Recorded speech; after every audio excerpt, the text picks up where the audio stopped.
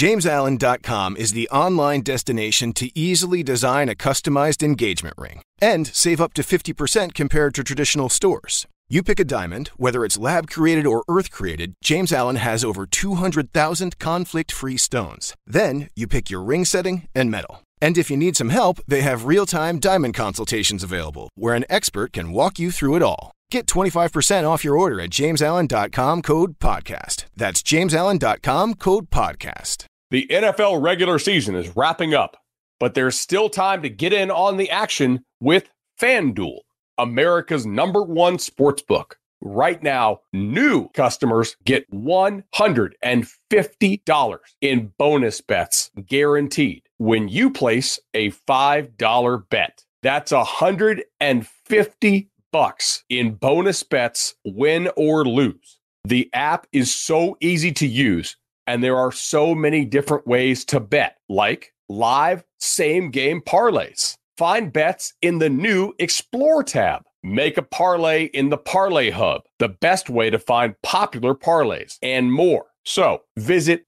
FanDuel.com/247 and make your first bet a layup. FanDuel, official partner of the NFL.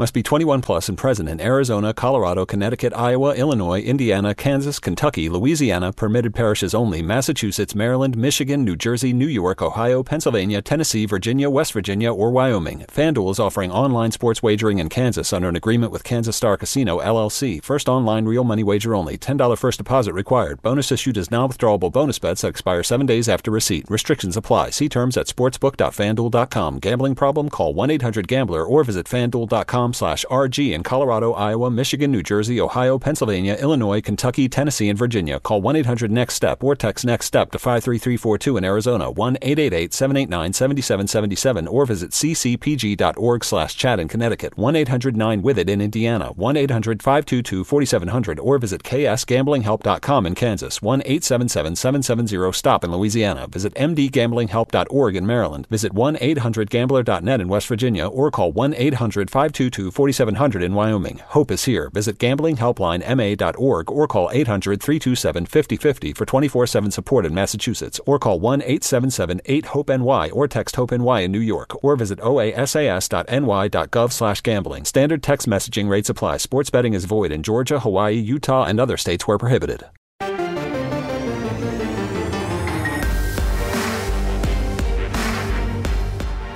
This is Kansas State's Felix Enyedike-Uzama, and you're listening to the Power Cat Podcast on the 24/7 Sports Podcast Network.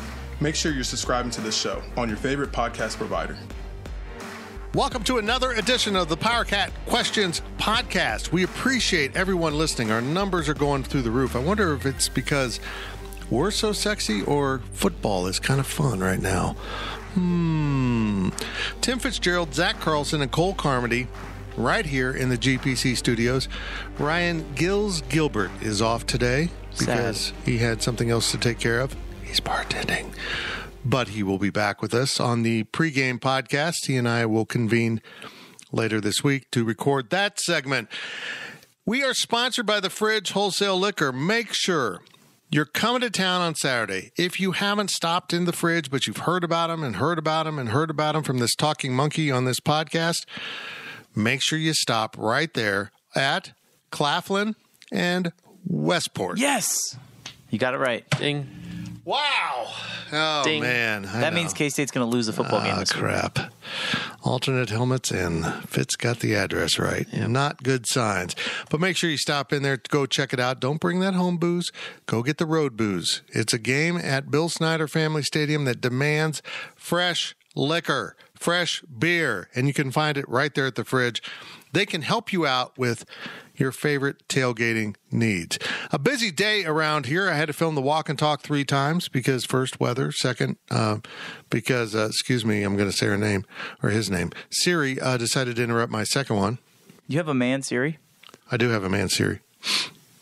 Yeah, I went with the man because the other person I talk to all the time is clearly a female.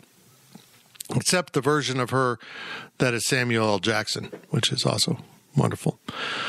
Oh, man, it's weird not having Gills here. We got an open seat. The dog seems sad. But we have so much to talk about. We can talk about Ryan Gilbert and his weirdness. We'll have no Trump impressions in this. We'll have nothing. We have nothing from him. It's going to be kind of nice. K-State just thumps Missouri. Missouri got a sympathy touchdown for itself with zeros on the clock. Congratulations, Eli Drinkwitz. You took a bad day and made it worse. You managed to humiliate your team in a way that Kansas State couldn't. You're one hell of a football coach.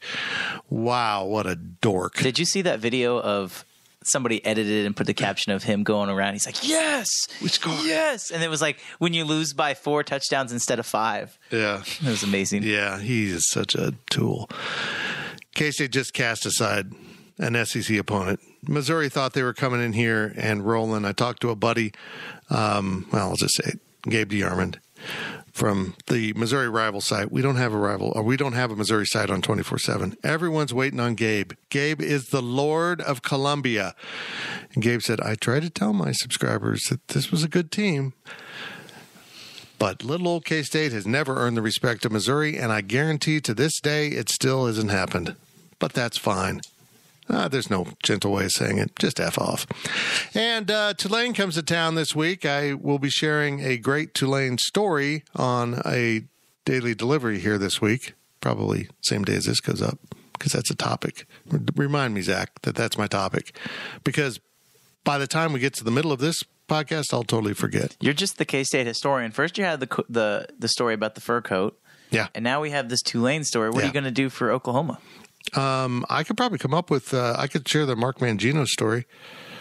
No, I won't do that. Mark and I have mended our fences. Let's get rolling here with your questions at Wabash Station. You know the drill. The Fridge sponsors us. Our VIP customers get to ask the questions on our premium message board, Wabash Station. And thanks so much to everyone who's subscribed to the site. We are one of the fastest growing sites on the 24/7 Sports Network. We continue to reach more and more K-Staters. It's kind of fun, and our boards are hopping. Our traffic's at an all-time high. It is a good time to be Go Powercat, but more importantly, it's a great time to be a Wildcat. Here is Mr. Cole Carmody with your questions from Wabash Station. The first question of the podcast comes from KLou42. Hello. In light of a new uniform aspect for this week, describe your dream football uniform. Only condition is that it can't be one we already have. Let's talk about the new uniform first, though. Right. We have the Flag Willie or Pennant Willie. I don't know what people want to call it. I call it the Flag Willie. Fitz has called it the Pennant Willie. It's a pennant. It is not the cocaine Willie. Which I'm not sure what that is, but I'm sure Willie had a good time. A Willie good time. Willie good time. I like it. And then they're wearing that on the right side of the helmet. And instead of reversing it, because it would kind of be awkward to reverse it, they're wearing numerals on the left side of the helmet. It's something that Boise State has done frequently, wearing a decal on one side of logo and then numbers on the other side. But it's a look in college football. And then they're wearing the white pants that they wore 3 times in 2019 as well. Don't forget the cat's script on the little brim of the helmet. The forehead bridge. I don't know what you call it. Yeah. The little bumper. The bumper on top. Is that what the purpose of it is? A little bumper? Just to protect the face mask? I don't know. Yeah. I think it's the piece that attaches. Do you think the it covers face up the mask screw? Yeah, covers up the screw. So Okay. I'll say this. First of all, shout out to the Turner Bears and my stepdad, who is the head coach there. He has the exact same type of helmet decals. They have the big old claw on one side and the numbers on the other. So immediately, that's the first thing I thought of. I love the look on the helmets. Maybe I'm crazy, but I would love just to see numbers on the helmets too. Just go old Penn State style. I think that's a good look, but No. you're not a fan? I like what they did. I like logo it. with the numbers. Did Penn State ever wear numbers on the sides? Yeah, they did it a long time ago. Yeah. They're more known for plain white with a stripe on it. Or maybe not Penn State. You're thinking Alabama. Yeah, Alabama. Yeah. Either way, I like the logo and the numbers, but I really like the number on the side. I think it's cool. Okay, I find this fascinating because the pennant Willie was what we had at Kansas State in the 80s when I was on campus. And we didn't hate it. We just thought it was dorky. It didn't have any, macho football. Macho. And it's never been. Oh, God, we're going to get a copyright hit right there. We're going to put this on a helmet for the first time. It's never been on a helmet. As far as I know, it's never been on a uniform of a major sport. I mean, there's a version that golf uses, but That's different. It's not even the same one that our post-game podcast sponsor, Caddyshack Golf, uses. They have their own logo, their own version of it. I'm pretty sure it's the same. It's not. It's not? Mm-hmm. It's interesting. They had it first, and then K-State Golf wanted to use it and did their own thing. I'm intrigued by it. I'm kind of with Ryan Wallace. There was a lot of hoopla, and we're still not seeing any uniform tops for a variety of reasons. And Zach, here is my theory. This is my theory, and it's going to make people mad because you know what I do. I make people mad with my theories. So K-State for years was given mock-ups by Nike of possible uniforms. Ryan Wallace posted some of that on Wabash Station for our subscribers, a great backstory to the uniforms that were never used but sent to Kansas State. And Al Serby, who's a really good equipment manager, has not approved any of those and not put it out there, but mostly we can recognize that Bill Snyder didn't want that. But after years of mocking up potential uniform changes for K-State, and K-State saying, nah, I would imagine K-State is at the bottom or close to it of Nike's to-do list. If you keep doing stuff for someone and they don't want it, then you're going to stop doing it. And I think K-State now kind of has to reboot, but they're kind of in limbo with that whole Nike deal. They just kind of extended it. I mean, they're already in the second year of a 3-year extension. Right. And so they can't even really go to work on them now for 2 years down the road. Because new uniforms take 2 years to design. So if you started last year, they would come out next year, and you'd only wear them from 1 year if you didn't stay with Nike. So there's no long-term stability to make new uniforms at this point. And to prove that I can turn any topic into a discussion of conference realignment, I say if you add Oregon to the Big 12, Phil Knight will get much more interested in making sure K-State has fresh Nike looks. At least I think so. So in other words, K-State basketball does fine, though. They've done decently well lately. But see, that proves my point. They haven't ever turned down Nike for designs. They have always embraced it, and they get new designs. I fully believe basketball is going to get new uniforms this year, by the way. I don't know if they'll have time. I don't know how that works. I think basketball is easier to get still going. A 2-year process. Yeah. And Nike basketball still is kind of template-y when it comes to designing the garments. And, you change the looks, the striping, whatever else. But, I mean, all of their stuff is still pretty standard across the board. It helped that the whites were basically, this is the old uniform, do this, modernize this, with the script walk. So let me ask you this. I like the new uniforms, though, and I like the new helmets. I do. I think it's a cool look. I'm all for it. But if they lose to Tulane in these things, we're never going to see another helmet again. Well, okay, so this kind of brings up my next question for you guys on the same topic of the uniforms. If K-State were to beat Tulane, they go into Oklahoma undefeated. Oklahoma's undefeated. Do you bust out the all-whites for that game? Absolutely not. Yes. Prime time, Saturday night on Fox. But but that's a reason I don't go with the alternate helmet or the alternate mark. I might do the white helmet with the purple power cat. That's what I'm saying. That's what I'm asking. Yeah, I might do that. But for a primetime game on Fox, you have to. For this brand, you better go back to the power cat. I think that's important. At the very least, silver lid. You can go white. Are we going to see more than this, Zach? I mean, are we going to see more variations of what the combinations they have? What I'm bothered by, this is a game in the middle of September, played in the afternoon. They brought out white helmet, white pants. Why did they not bring out the white top? Just go full white and tell home. Tulane, bring your colors. Yeah, and Tulane for being a Nike school that is not a Power 5 school, and they have some cool jerseys. Because they will work with Nike. UCF, they'll work with Nike. All of these schools that are in the American that have Nike, they do a good job of creating stuff. Tulane loves cool looks. So that light blue uniform they wear. It would be cool if there was if K-State wore their all whites and they wore their all blue, make it like a color rush. Yeah. What do we know? Yeah. Okay, so what would you like to see them do? It'll never happen. I know.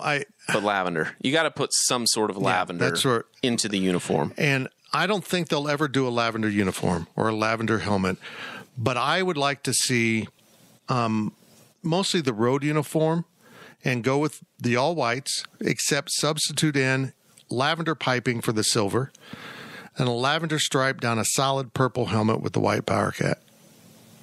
Now, they want to do a purple helmet, but this gets back to their color palette issues with their purple, trying to match a stock helmet purple to their purple uniform is a challenge, so they haven't done it. But that's alleviated if you do it with the whites on the road. That's what I would like to see. How about you guys? Lavender. Yeah. Do it. Do lavender. Do Color purple rush pants. lavender. Lavender top, purple pants, purple helmet. Our good friend Mike Stanley on Twitter and other places does an incredible job of mocking up. I wasn't a big fan of doing lavender. I felt like Gene Taylor too. Let's just leave that for basketball. And then I saw what Mike did with the lavender look, the purple and lavender, and it's cool. It's really cool. And the fan base has embraced lavender more now than we did in the 70s and early 80s when it was a basketball uniform. The fact of the matter is lavender is maybe the hottest color in fashion right now. You go to any store anywhere, they've got a lavender something. Lavender shorts, lavender shirt. You can go get lavender wherever you want. The fact that K-State, has all of this, fan apparel that's lavender is just, it kind of backs up the fact that they have all this stuff. It's a popular color right now. Let's put it on. Can I tell you what Ryan Gilbert would think? Oh, boy. This is exactly what he would say. He's 75 years old. When he listens back to this podcast, he knows exactly what I'm about to say. Yes, uniforms definitely impact the game. Okay, there's your Ryan Gilbert quote. The Cole Carmody quote is that, all lavender. Color rush, look like the Seattle Seahawks for all I care. I think it would look awesome, and I would totally be up for it. That's my opinion. So here's my final take on this. I understand the reluctance to get into lavender, but I think this university needs to stop and think about the fact that its only school color is purple and then white also. The royal purple is their only school color. For all you traditionalists who are like, well, we got to have silver. That is not a school color. That's as much a school color as lavender. And I think K-State should go all in on lavender, make it a school color, incorporate it into official stuff, incorporate it into more uniforms. Why? Because no one else that has purple will have the balls to do it, will have the cultural ties to the color. It would be so weird for Washington to start doing lavender. I don't think they've ever had lavender. TCU has never really had lavender. They've incorporated black. That's what their look is, and I don't mind that look, but I like purple and lavender better than purple and black. Go all in on the lav. That's really where I've come to. Fans are buying this merchandise like crazy, and it's not because it's trendy, but because this is a color now that has had a growth in popularity and an acceptance by men that we haven't seen. When I was in grade school or college, lavender was on the same level as pink. It really was. And you know what? If you got red and you can wear some pink in your uniform, I say do it too. But K-State should go all in on purple and lavender and white as official school colors. I would love it. I don't think it'll happen, but it should be discussed amongst anyone who makes these decisions about branding for the university. This university needs a dynamic, fresh look that goes with the Power Cat. And if you turn on TV and you see a lavender uniform, K-State. Exactly. Bingo. End of story. Exactly. You can't even say that really now with all the weird stuff Oregon does because other people are doing weird stuff. The Seahawks are doing it now. Tulane does it. I don't want to have looks that are just alternate looks because at times I watch Oklahoma State and I don't recognize them as being Oklahoma State because they've gone away from their look too much. If you stick with lavender and you stick with purple, stay out of the black lane. Other people are doing it. That's not your lane. Here's your lane, white, purple, and lavender. Let's go. That's a K-State look, and it will only be a K-State look because, again, I don't see anyone else doing it. Are we ready to talk some football now? Let's talk some football. Damn it. Okay. Next question comes from General Schwartz. Even when K-State's linebackers get healthier, has Austin Moore played himself into an every-game starter? Oh, absolutely. The machine. Absolutely 100%. Absolutely. And he got the Jordy Nelson scholarship this year, too. It's so cool. I mean, he's such a good kid, but he is all business. Even when he comes in the media room, all business. I'll just say this. I don't mean this as an insult. This is just me being goofy me. He looks like the kid that'll load your clubs on the golf cart. Right? Doesn't he look like you pull up and, hello, Mr. Carlson, how you doing today? And you give him a 5 for loading your clubs? I don't think he would be that enthusiastic. No, I don't think he's that enthusiastic. He's too... Hello, Mr. Carlson.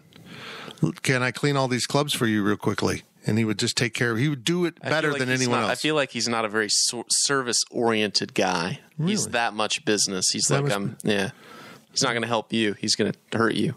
He's going to tackle you. I'm not going to lie. I don't get intimidated, but when Austin Moore walks into the media room, he gives me this look where it's like, if you say something bad, I might tackle you. Well, that's a real concern for you. I get that vibe. That he is a machine. I'm not convinced that he's not the Terminator. Robo-backer. Cole could take him. Let's just start calling him Robo-backer. He's really not that big. Like if He's you see not. him in person, it's. I think honestly, I think I might be like taller and fatter than he is. Well, yeah, bigger. Yeah, yeah. I mean, when you walked in earlier this year, I'm like, wow, you're a linebacker. I mean, but that just shows a change in the game, though. It's about speed and less about power football. And if K-State gets into a game with a power team, that will be interesting to see how he handles it. But he also just seems to get past blockers before they know what the hell's going on. He dominated Missouri. Yeah. I mean, he absolutely dominated Missouri, and I think that'll continue on Saturday against Tulane, and I think I'll be very curious to see how he goes against Oklahoma. If he keeps it up against OU, there's no way you can take him off the field. There's no way. There's nobody else you can put in. We were talking about this before the show. I'm still not convinced that Wahonis is going to be back anytime soon. I'm beginning to worry about it. They stopped mentioning him. Yeah. So, I mean, I don't know, but I do know that Austin Moore is legit. Like, I'm ready to say he is a Big 12 starter. By the way, I'm just referring to him now on Twitter as Machine Moore because it kind of sounds good. The Robo-backer. The machine. Like it. Yep. Next question from the greatest name on this podcast, from Bush and the Hog. Should we? Maybe he's not the greatest. Okay. It's pretty good, though. It's up there. Should we be concerned by how little K-State has thrown the ball or impressed how dominant their run game has been? This is the most hot topic on Wabash Station. So if you don't agree with our answers, make sure you're signing up to GoPowerCat.com and getting in on the action. So you can tell us that we are wrong. Yeah. Which you're free to do, by the way. Tell us we're wrong. I would be if it was dry on Saturday. It was a freaking monsoon. Can we not? Do we not understand this? Well, like, nobody had success throwing the football. This. You could have had Patrick Mahomes back there. They would have ran the same game plan. Yeah, I love the response. Missouri threw the ball. Yeah, they threw 4 interceptions. That's the point. In a row. In a row. It was, and I guess you had to kind of be around the rain to understand that it was just like a persistent soaking rain that just drenched everything. It wasn't like it was fat and scattered raindrops. It was just like a wall of water coming down. I mean, I couldn't believe the amount of standing water when I went to postgame and even after postgame, the amount of standing water just everywhere at that stadium because it rained so much. The ball was heavy and slippery, and K-State decided to run the ball. And it worked. It was the second most rainy game that I can recall working for Go Power Cat. Nothing will ever top the 2015 Texas game. Oh, yeah. There was a hurricane that crossed the Pacific Ocean, crossed Mexico, went into Texas, and just dumped. All I know is this. I'm going to make a comparison because there was lots of rain that went on this weekend. But did you guys Lots of rain. Thank you. Yeah. Did you guys happen to see the Bears and the 49ers at all on Sunday? No. Okay, it was an actual downpour. Like the whole game, there's standing water on the field. People want to make comparisons and get mad at Adrian Martinez for how he played.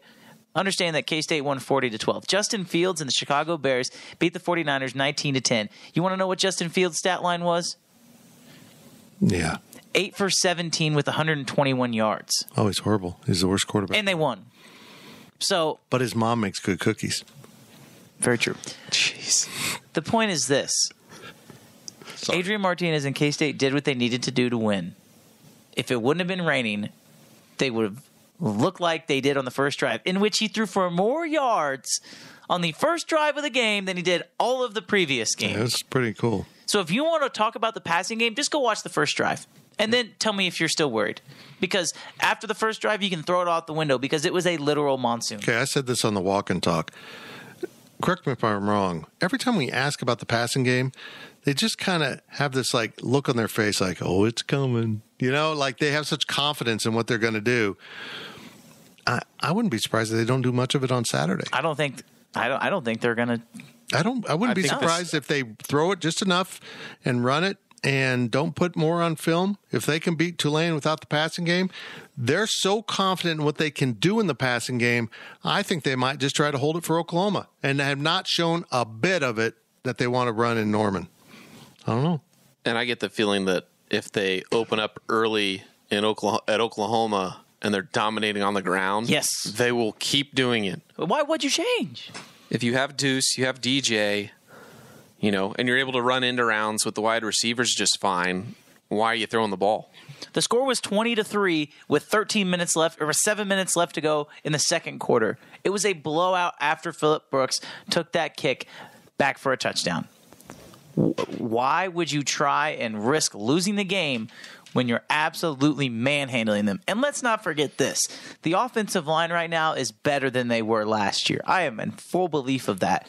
So, the run game has been dominant, and no, I am not concerned, and you should not be concerned. And if you are, I think, quite honestly, you're just looking for something to get mad at this point.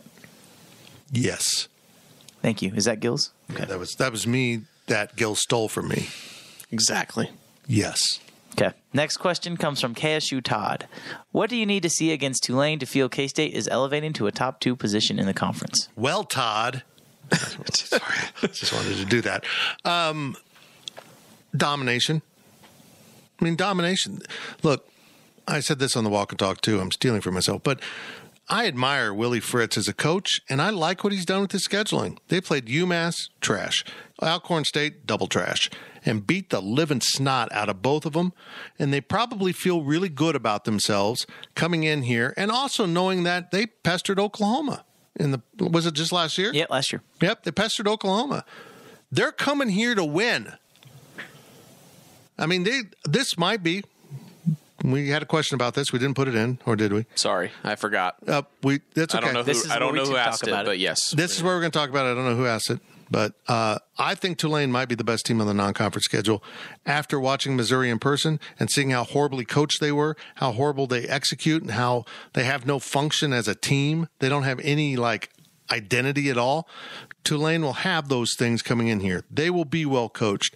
They have a quiet confidence about them. They like their quarterback. They know how to use him. They're going to run pass option K-State all day long and test that defense. So I'm excited about this game. I'm fired up. Domination by meaning what? Are you looking for score? Well, they've won for physicality. If you don't count the last touchdown, which I wish we couldn't, it would be 34 points margin of victory both games. So if they get into that 30-point range and beating this Tulane team, they're pretty good. K-State's pretty good. But again, folks, I don't think that'll get them into the rankings. These are K-State rules, okay? This isn't Texas A&M rules where you can lose at home to an opponent that you should beat and you don't drop out of the top 25 because you're Texas A&M, where you have no business being in it after losing to a non-Power 5 school at home. You should be out of the rankings, period. Everyone else would be. I know if K-State was ranked 8th and lost to Appalachian State at home, they'd be out. But these are the K-State rules. This is what you got to deal with. Beating Tulane by any score, unless there's a lot of chaos ahead of you in the rankings. A lot of teams lose. They ain't putting K-State in the top 25. K-State's still, what, 29th, 30th right now? 29th. Okay. There's an outside chance. They need some help at the bottom of the poll. Right. If a bunch of teams, if 20 through 25 all lose, K-State will be in. Now, let me say this. The fact that they're playing a primetime game on Fox on Saturday night makes me think that they might have a chance to, not this Saturday, next Saturday. Okay. To be ranked going into the Oklahoma game? Or yes. Simply because I don't think, no. This is a good conspiracy theory that they will rank K-State not for the sake of Kansas State, but because it'll look better for Oklahoma to play a ranked team. And again, you have a top 25 matchup between two teams on Fox on Saturday. I just think asking the AP voters to conspire to put K-State in the rankings is a little bit too much for a conspiracy brain. Or those guys are looking at the schedule and they say they're playing at 7 o'clock at night. They must be pretty good. I will say, though, if K-State is 4-0 after the Oklahoma game, they will be a top 15 team. Agree. They will. That is interesting. That's where I was going. Huge jump. That's where I was going. If they're not ranked at 3-0 and they go to Norman and win, they should be in the top 15, but I doubt they will be. I doubt we can't put them in that high, but you would do it for someone else that had a bigger brand. The AP's just, Stuart Mandel has summed it all up. He can't see past a brand anymore. He can't even cover football unless it's for a brand. And he's not alone in that in sports writing. So many sports writers are so self-involved and self-indulgent that they only want to go to the brands because everything else is beneath them. And they're playing a big role in the ruining of college football. I will say this, and this is the last thing I'll say before we move on to the last question of the first half. I firmly believe that if K-State dominates Tulane, and if they have around a 30-point margin of victory, I think K-State can beat Oklahoma in Oklahoma. I think they can start 4-0, and I might actually change my prediction if that happens because I think the defense is a lot better than we all thought, and I'm not worried about the passing game, so I'm just going to say that. I think margin of victory, I'm pretty firm on this. It doesn't really matter, but if they're as physical as they have been, to me, that's the best part about this K-State team is how physical they are on offense and defense. If you continue that physicality and you wear down Tulane, you got to be feeling good going into the Oklahoma game. Yep, I agree. This is a really important moment. I would argue that K-State's playing a better opponent this week than Oklahoma is in Nebraska. Mm-hmm. Just the truth. Mm-hmm. We'll see what happens. Last question of the first half comes from Americat. As someone who lives out of state, can you describe the fan conditions for the Mizzou game? I was shocked that it was a sellout and so few returned after the rain delay. It surprises me because I figured many of the fans drove 2 more hours to get there and only stayed for 1.5 quarters. By the end of the rain delay, it was, 1 o'clock? You'd already been outside in the rain for 2 hours. K-State they hadn't returned the punt for a touchdown yet. But the game was that was the way the game was going. After halftime, if I was a fan, I would have felt 100% comfortable leaving the game and going home. If K-State has a rain game where it's 60 degrees and raining in November, after it's been cold a lot, it'll feel entirely different than what Saturday did. It was miserable. 60 degrees and raining on Saturday felt like winter. Just because we're not acclimated yet to the cold. It happens pretty quickly. You get there pretty quickly, but 60 degrees feels cool right now, let alone a just persistent soaking rain. It was great for anyone trying to grow things, including us in our gardens here and any farmers. Look, it can rain, but the lightning was the problem, caused a delay. I know I had a friend that said they drove in for the game. They were so soaked after that. It didn't stop raining, folks. It just stopped lightning. It kept raining and they kept playing in it. It was a mess. And my friend said they went to someplace in Aggieville and watched. I don't blame anyone for not wanting to be out in that. I admire the students that stuck around throughout the entire break, sitting out there, risking life and limb. I'm surprised that K-State didn't clear the bowl. Yeah, make them go. That's kind of dangerous to not at least clear the bowl out. That just shows you the Lightning must have not been that close. But it was, though. Yeah, one of them was pretty close. They were close. We saw the flash, and then the bang was right on top of it. So, yeah, you know what? Yeah, those idiots that were down there in the student section, they were all my friends. At least, that's good. And at least they chanted the right things. Yes, they did. That's the first question of the second half. That's a perfect segue right into this break. You're listening to the PowerCat Questions Podcast, sponsored by the Fridge Wholesale Liquor. We'll be right back with more of your questions from Wabash Station. This is Kansas State's Cooper Beebe. The leaders in K-State sports coverage will be right back with more of the PowerCat Podcast. Selling a little or a lot? Shopify helps you do your thing, however you cha-ching. Shopify is the global commerce platform that helps you sell at every stage of your business. From the launch your online shop stage, to the first real-life store stage, all the way to the did we just hit 1 million orders stage. Shopify is here to help you grow. Whether you're selling scented soap or offering outdoor outfits, Shopify helps you sell everywhere. From their all-in-one e-commerce platform to their in-person POS system, wherever and whatever you're selling, Shopify's got you covered. Shopify helps you turn browsers into buyers with the internet's best converting checkout. 15% better on average compared to other leading commerce platforms. And sell more with less effort thanks to Shopify Magic, your AI-powered all-star. Shopify powers 10% of all e-commerce in the U.S. And Shopify is the global force behind Allbirds, Rothy's, and Brooklinen, and millions of other entrepreneurs of every size across 175 countries. Plus, Shopify's award-winning 24/7 help is there to support your success every step of the way. Because businesses that grow with Shopify. Sign up for a $1 per month trial period at shopify.com/Odyssey Podcast, all lowercase. Go to shopify.com/Odyssey Podcast now to grow your business, no matter what stage you're in. Shopify.com/Odyssey Podcast.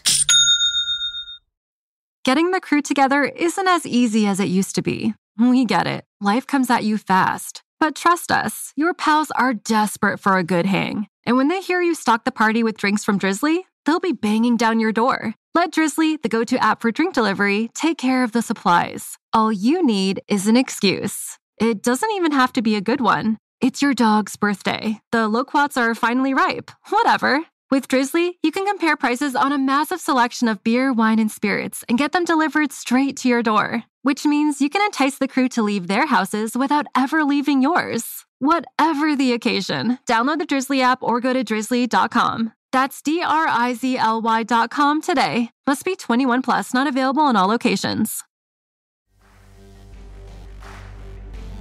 This is Kansas State's Daniel Green, and welcome back to the PowerCat Podcast on the 24/7 Sports Podcast Network. Welcome back to the PowerCat Questions Podcast, sponsored by Fridge Wholesale Liquor, Tim Fitzgerald, Zach Carlson, Cole Carmody. We are 100% gills-free today as he's out there making money. He's out there just slinging drinks and cashing checks. Yeah, whatever. We're sponsored by the Fridge Wholesale Liquor. Make sure you stop into the Fridge when you come to town on Saturday for the Cats and the Green Wave. Great nickname. Oh, man, I wish Tulane was in the conference. I just do. We get to go to New Orleans. We have Tulane, and it helps for all those people saying, well, we can't forget academics. Tulane delivers. They sure do. Oh, my gosh. It would be great. Yeah, I don't think it's too much to ask for Brett Yormark, who I'm sure listens to this podcast. Brett, thank you for your support of the PowerCat podcast. That we get Tulane and UNLV in this league for the most important reason of all. Me, Tim Fitzgerald. I want it. Ratings might suck, but, I'll be in Vegas and Tulane in New Orleans thinking, boy, those TV ratings were good. You think they can move the football season to March just for when K-State plays Tulane? I like it. It is a dream of mine. It is a dream of mine to get K-State into the Sugar Bowl so I can just witness the glory of the purple people from the plains of Kansas invading an incredibly different and wonderful, spectacular culture that you find in New Orleans. It is one of my favorite places I've ever visited. The people were wonderful and kind. It was great. I know there's problems with New Orleans. I get that. But for the most part, it would be really cool. And I am just joking about adding them to the Big 12. Maybe. We'll see. Brett, I know you're listening. You can do whatever you want. I know Oregon and Washington might move the needle. But UNLV and Tulane would move me. Tim Fitzgerald. Here's your questions from Wabash Station. First question of the second half comes from Miller M323. They have been on the site for 4 months, but this is their first post. Nice. So thank you for asking a question and your support of the podcast. They ask, it sounded like the students were chanting KSU during the Wabash Cannonball at the Missouri game. Did they save the tradition? And how close were they to actually losing it? Were they really going to stop playing it? Well, they had stopped playing it, but yes, they did go back to play it. They gave him an opportunity. Credit to Jerome Tang. It had to be someone like him or the students who did a good job of self-policing, I believe. But Jerome Tang was in the student section doing it with him. He did it like he's done it 1,000 times at 1,000 different football games. How the hell is this guy more acclimated to K-State traditions than a lot of K-Staters? It's incredible. He played a big role in this, a significant role, and shout out to him. And I'm just going to add this. He wants Sandstorm. He knows the power of Sandstorm as a home court advantage. But if you've been following along with the kind of person Jerome Tang is and how grounded he is in his Christian fundamentals, he doesn't want that being chanted at his arena. He doesn't. And I hope the students understand that and respect others and their desire not to have that associated with the school. I think we can all agree that if it happens during the KU game, okay, we can all agree that that's probably right. But anyhow, we probably should see it stop other times. I'll say this. I've talked to some people really close to this situation, not only students, but other people that are involved in this decision-making process. And yes, to answer the question, yes, it was going to stop. Like, that was the plan. As soon as they played the first Wabash Cannonball, if there was any hint of those two words being together, they were done. It was done. It was over for the day, and it would have been such an issue the rest of the time that I don't even know if they would have played the rest of the season. That was a major concern amongst the people that were involved in making this decision. But I also know that there's people behind the scenes that really, really wanted the students to get this right. And honestly, I think it was peer pressure was the main reason behind this. I think Jerome Tang played a huge part in it, but it was peer pressure amongst the students themselves that said, hey, you know what? If you chant this, just understand that you're the reason why we lost this. Your pride should not get in the way of K-State's tradition. And I'm going to say this. There was an email sent out from the student body president that had Fitz's daily delivery in it. This was sent out on Friday. For the students that watch that, if you haven't seen Fitz's daily delivery, go watch it. First of all, it's pretty funny. I know Fitz can be a goober sometimes, but that was funny. Goober, yes. And it helped. I really think that helped. And so the word got out that this is how K-State students need to approach this, and I credit them because it very easily could have gone the other way, but I think this just shows that the majority of students are not drunk idiots, right? And I'm not afraid to call the students that were chanting it drunk idiots. I would call them that to their face. If you were chanting that, you were a drunk idiot, because that was the only select group of people that were chanting that. Well, the students that did chant KSU did a great job of being loud. Yeah, and that's my thing with it. There was no chant ever during the Wabash Cannonball. You're bobbing back and forth. That's what you are doing with your body and your voice during the Wabash Cannonball. You are quiet and you're going back and forth. And until the chant became prevalent, that was the only other option to do. You can use your voice to say that chant. Well, now there's, the KSU in the middle of it, but that was never a tradition, so to speak. It's just to block out the other. So it's a new tradition now. It's weird. The whole thing's evolved. I mean, the Wabash Cannonball was always a big deal, but we didn't bob during it. When I was in school, the tuba guys were bobbing. That's where it came from. But nobody bobbed. Then people started doing it, and that's cool. Now there's that arm pump going on, which was new and weird. I don't know. It does make it easier to kind of bob. Yeah. But the row in the boat. Yeah. So they do keep kind of adding to it, which is kind of cool. I mean, I don't mind if they chant KSU. I don't mind that. I'm just saying it is new.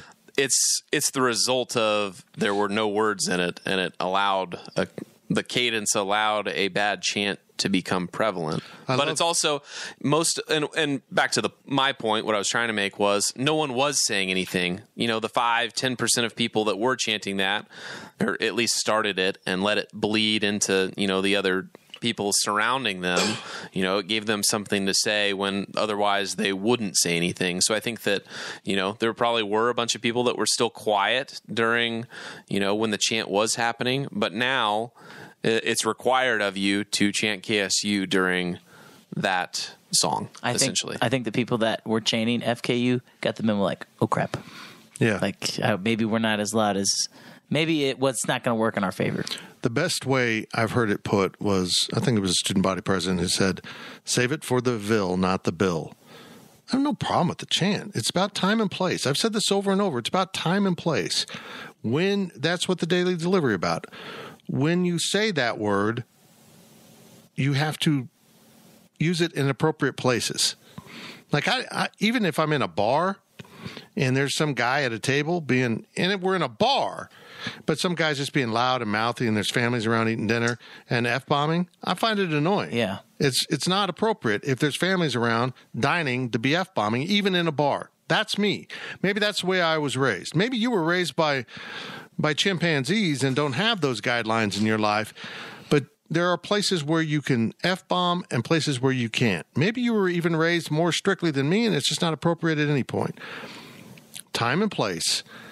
And at a football stadium, it's not appropriate. You can say football games are not family friendly, then go to a damn Chiefs game, because the NFL isn't family friendly. This is a university, and this is a university where alumni like to bring their families back to watch games, including their children. If you can't understand the difference between an NFL environment and a college football environment in terms of what Kansas State should be, don't tell me about LSU. Don't tell me about anyone else cursing. That isn't my school. This is my school, and I'm only worried about it. If LSU wants me to suck that tiger, you know what? Good for them. That's their choice. It'd be hard to get the tiger to cooperate. But I'm worried about Kansas State. The point is, they were doing it during a legitimate school tradition that no one else has, and you ruined a school tradition.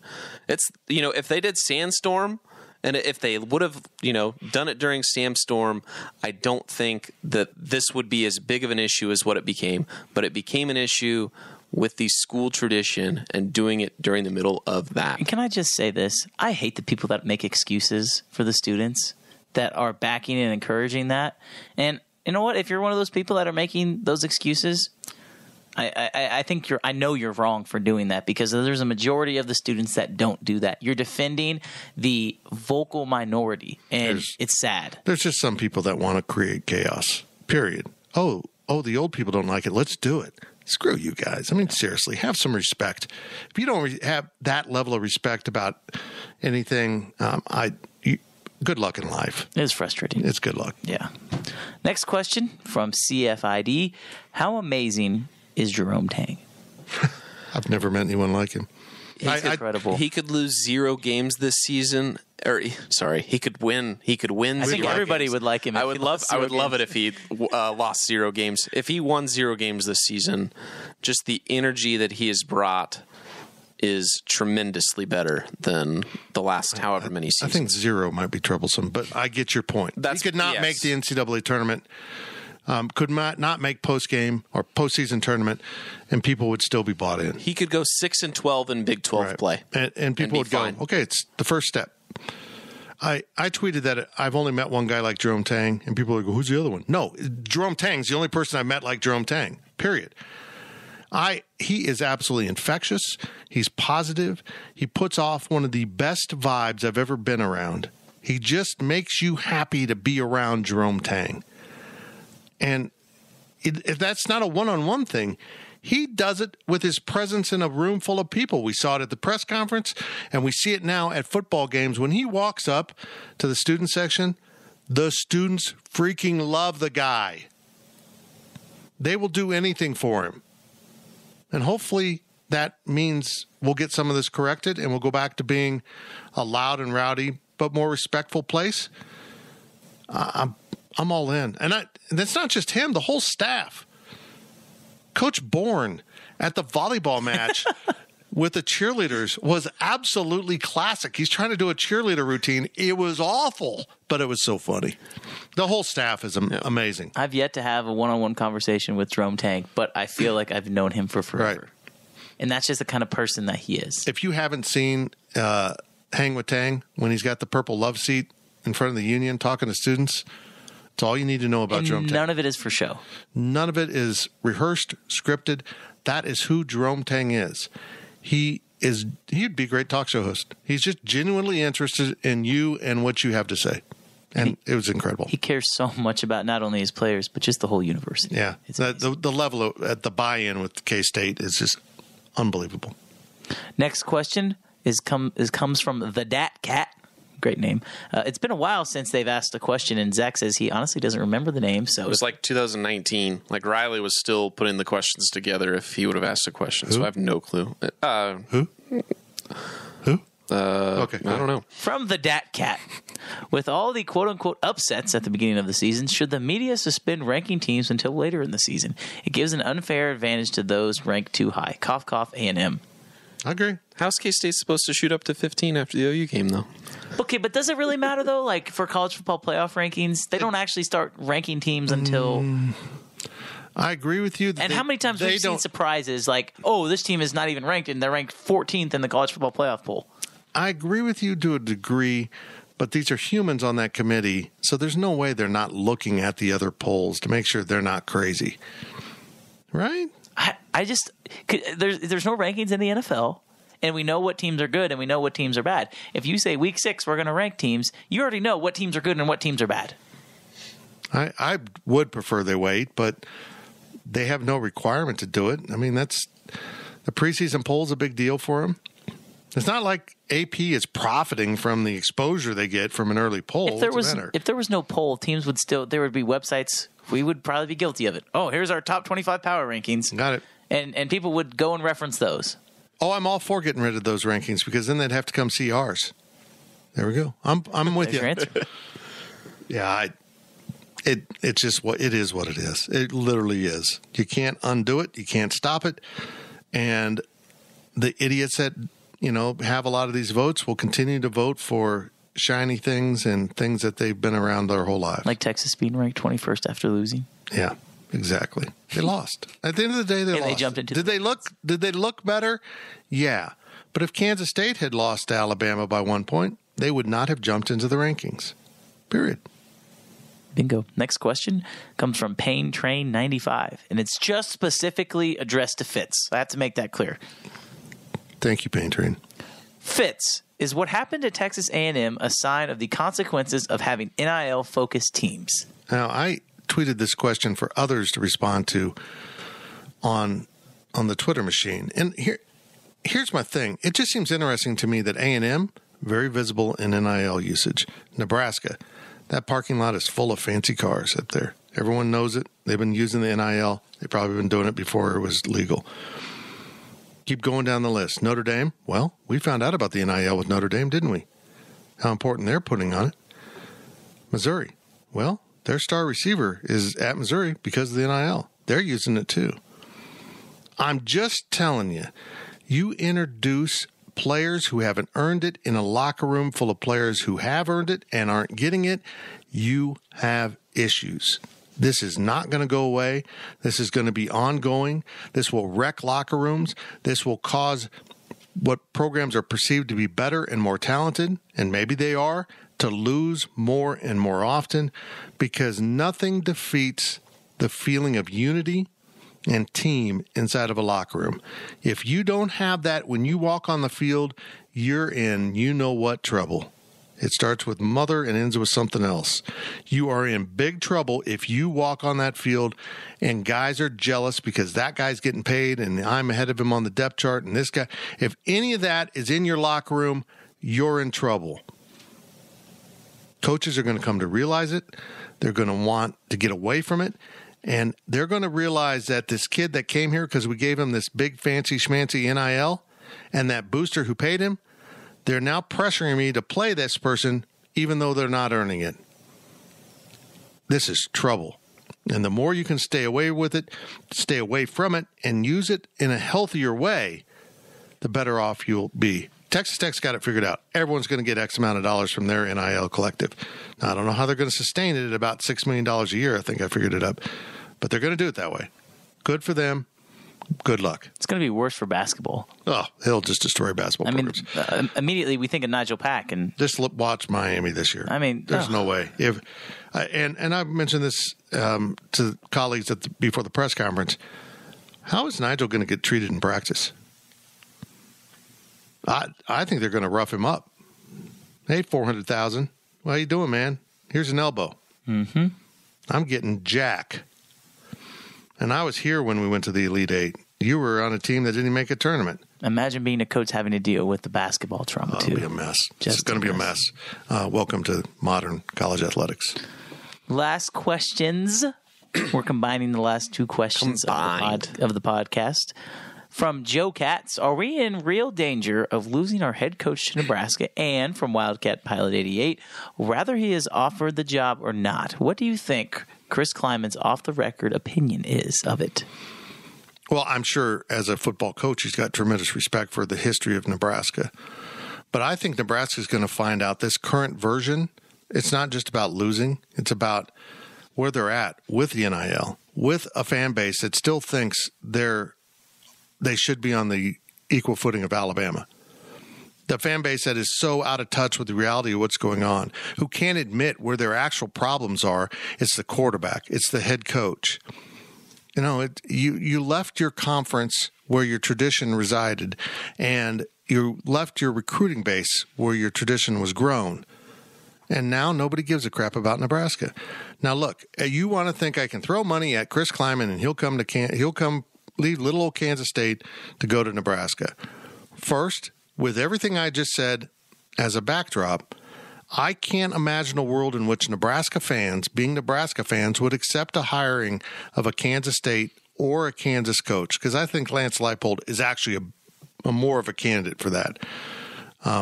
But I don't think either one of these guys are motivated simply by money. I think Lance Leipold at KU has a project he's working on and isn't going to bail on it until he feels like he's accomplished something. And Chris Kleiman said flat out, Gene Taylor's my guy.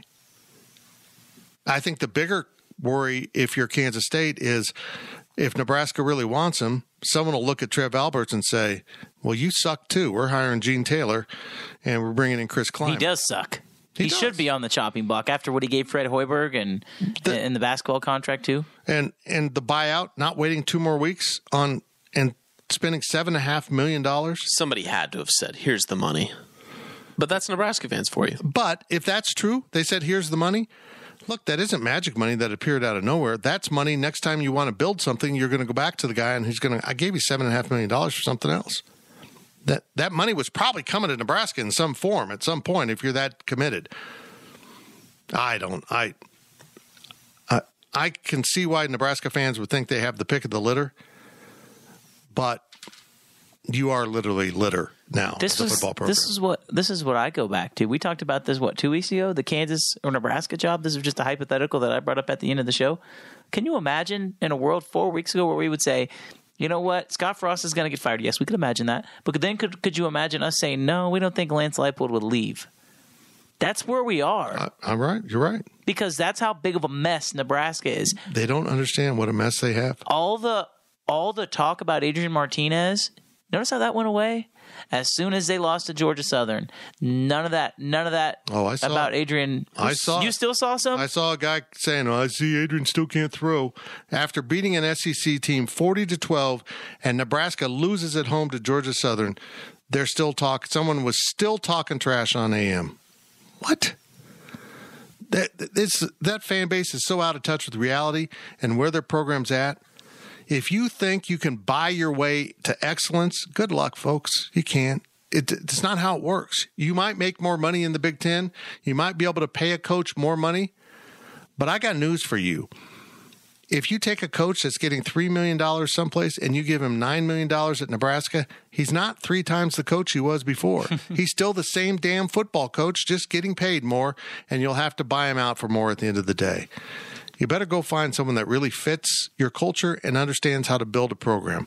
That's why I think Lance Leipold is more tangible than Chris Kleiman, because he's now in his second straight building project, and Chris Kleiman took over a dominant power and then inherited a program with some tradition that wasn't really that far down. Is it fair to say that Kleiman's off-the-record opinion is hell no?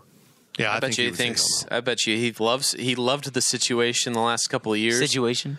He can get, he's able to get their quarterback, get a good wide receiver, get a good linebacker if he's healthy. Like, Chris Kleiman probably loves the fact that there's probably some recruits that may be committed to Nebraska that could be back on the table. Oh, yeah, they're definitely the mess at Nebraska, Chris Kleiman is licking his chops, not because he could take the job, but because of what it means for his job at K-State. And it's going to make it easier for him at K-State. Well, they've had good luck in the transfer portal. You hire a new coach, there'll be more players in that transfer portal. Yeah, I don't know who Nebraska's going to hire. I think actually Nebraska's best plan, and I sincerely mean this, you fired your coach after 2 games. Do what Tech did. Go find 3 games? 3 games. I'm sorry. I forgot about They played in Ireland. That does count. 3 games. You fired your coach after 3 games. Go hire someone that can come to your university right now and start, maybe not coaching, but be involved in the program so that the locker room knows who they are.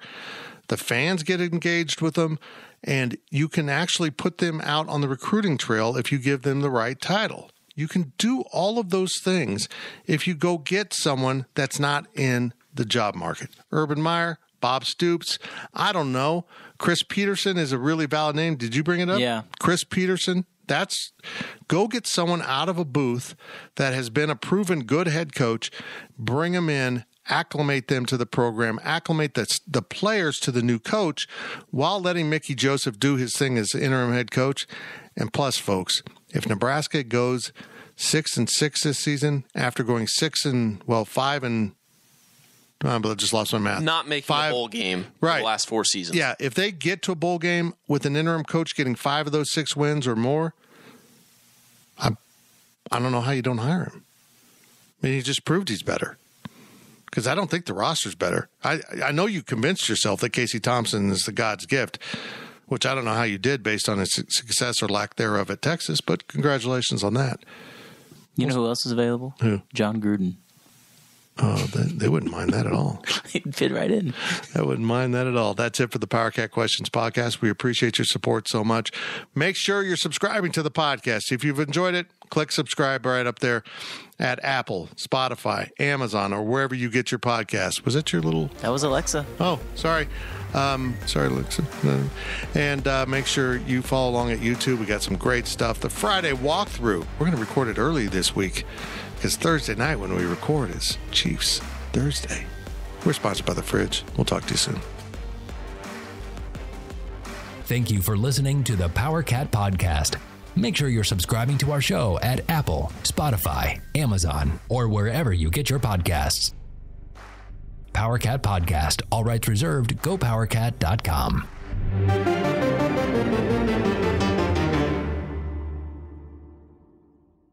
With Blue Link Plus, you can access your Hyundai Tucson Limited remotely. Doors unlocked, temperature set, lost car found. There it is. Get complimentary class-leading Blue Link Plus. Call 562-314-4603 for complete details.